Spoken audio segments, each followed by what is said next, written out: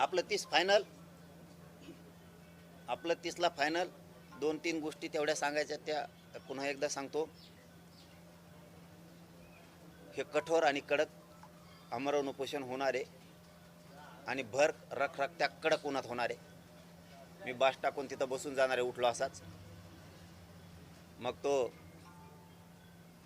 ती उष्ण घाताचा बळी जाऊ किंवा तिकडं ते काय जीव होईल ते होईल, लाई जीवाची होईल, तरफड मरफड होईल, शरीराची आग होईल.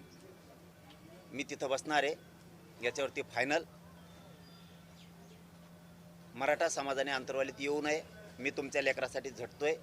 सरकार मराठ्यांवरती प्रेम दाखवतंय की मराठ्याला ऊन लागतंय. मराठ्यांना विटीस धरू नका.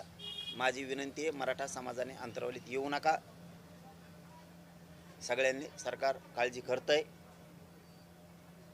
आणि तुम्हालाही दिसलंय करतंय का नाही करत सरकार काळजी. कुणीही राज्यात, तिसरा मुद्दा, कुणीही राज्यात उद्रेक धिंगाणा करायचा नाही. सगळ्यांनी शांततेत. मी तुमच्या समाजाच्या लेकराबाळाच्या कल्याणासाठी मी मरायला तयार आहे. कारण माझासुद्धा जीव लई दिवसाचा तडफडतोय. कारण माझ्या शरीरात ह्या उपोषणं केल्यामुळे इतक्या काय वेदना आहेत की त्या सांगूनच पूर्ण होत नसत्यात.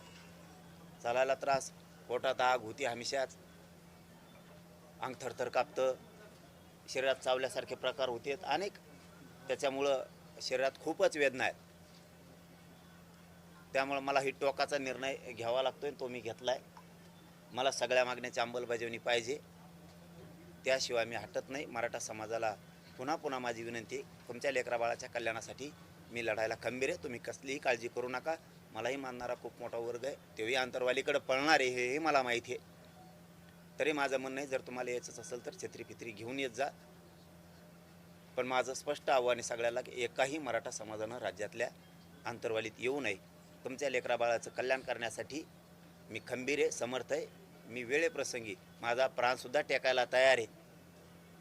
पण तुमच्या लेकराबाळाचं वाटोळं होऊ देणार नाही. मराठ्यांची शान प्रतिष्ठा याला कुठेही डाग लागू देणार नाही. तुम्हाला खाली मान घालून चालावं लागेल असं मी कधीही पाऊल उचलणार नाही. तुमच्या लेकराबाळासाठी मी जीव ह्यो अर्पण करायला तयार आहे, जीव द्यायलासुद्धा तयार आहे. फक्त मराठा समाजाने कसल्याही प्रकारचं उद्रेक, असं काय आंदोलन वेगळं काहीही कोणी करू नका.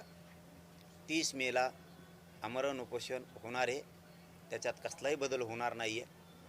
पुन्हा पुन्हा मला तोच धाक असतोय की माझ्या मराठा समाजाला दम निघणार नाही आहे, हे मला चांगलं माहिती आहे. साधं उपोषण करायचं म्हणलं तरी मराठा समाज खूप टेन्शनमध्ये येतो. आता हे तर अति टोकाचं आहे की देशभरात असं आमरण